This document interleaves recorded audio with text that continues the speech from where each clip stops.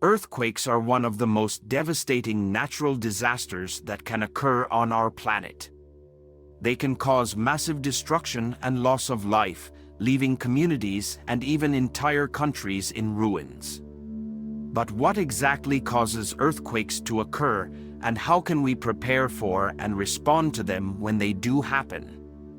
At its most basic level, an earthquake is caused by the movement of tectonic plates beneath the Earth's surface. These plates are constantly shifting and moving, and when they collide or rub against each other, they can create a sudden release of energy that sends shockwaves through the Earth. This energy is what we experience as an earthquake. There are several different types of earthquakes that can occur, each with its own characteristics and causes. The most common type is a shallow earthquake, which occurs when two tectonic plates slip past each other along a fault line near the Earth's surface. These earthquakes can be extremely powerful and can cause widespread damage to buildings, roads, and other infrastructure. Another type of earthquake is a deep earthquake, which occurs when two tectonic plates collide at a much greater depth beneath the Earth's surface. These earthquakes are less common than shallow earthquakes, but they can be even more powerful and destructive. In addition to tectonic activity, earthquakes can also be caused by human activity. For example, the construction of large dams or underground tunnels can cause changes in the Earth's crust that can trigger earthquakes. Similarly, the extraction of oil and gas from the Earth's crust can also cause seismic activity.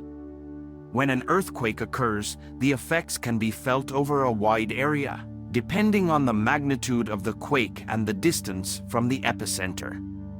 In addition to shaking and ground displacement, earthquakes can also trigger landslides, tsunamis, and other secondary effects that can be just as dangerous as the initial quake.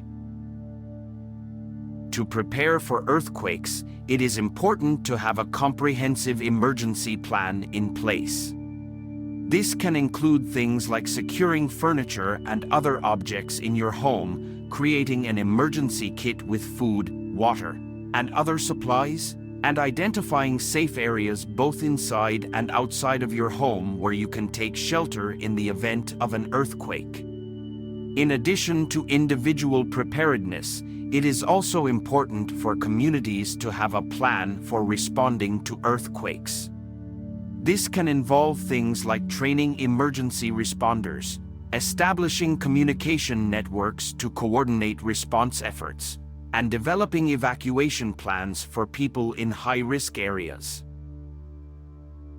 Despite our best efforts to prepare for and respond to earthquakes, however, these natural disasters will continue to occur. The best we can do is to continue studying them, learning from our experiences, and working to minimize their impact on our communities and our world. One of the most important tools for studying earthquakes is seismology, which is the study of the vibrations and shockwaves that are generated by seismic activity. Seismologists use a variety of instruments and techniques to measure and analyze these waves, including seismometers, which can detect even the smallest vibrations in the Earth's crust. By studying the patterns and characteristics of earthquakes, seismologists can gain valuable insights into the underlying causes and mechanisms of seismic activity. This information can then be used to improve our understanding of how earthquakes occur and how we can better prepare for and respond to them in the future.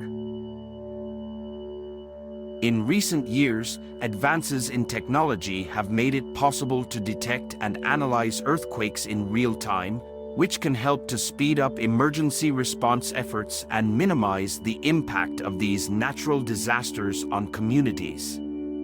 For example, earthquake early warning systems can provide valuable seconds or even minutes of advance notice before an earthquake strikes, giving people more time to take shelter or evacuate. Despite these advances, however, earthquakes will continue to pose a significant threat to people and communities around the world. As such, it is important to continue investing in research and technology to better understand and respond to these natural disasters. In addition to scientific and technological advances, it is also important to promote public awareness and education about earthquakes and their impact.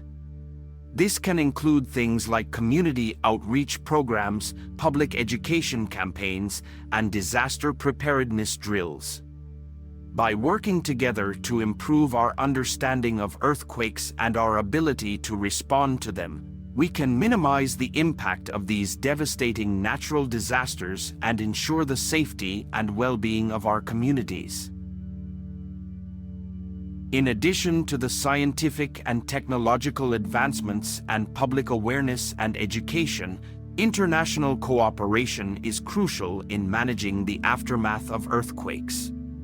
Earthquakes often affect multiple countries, and it is essential to work together to provide humanitarian aid and support to those affected by the disaster. International organizations such as the United Nations, the Red Cross, and other relief agencies play a vital role in coordinating and providing disaster relief efforts after an earthquake. These organizations work together with local governments and communities to provide essential services such as food, water, shelter, and medical care to those affected by the earthquake. While earthquakes cannot be prevented, we can minimize their impact on our communities by working together and taking proactive measures to prepare for and respond to them. By investing in scientific research and technological advancements, promoting public awareness and education, and fostering international cooperation and collaboration, we can minimize the devastation caused by earthquakes and help communities around the world recover more quickly after a disaster.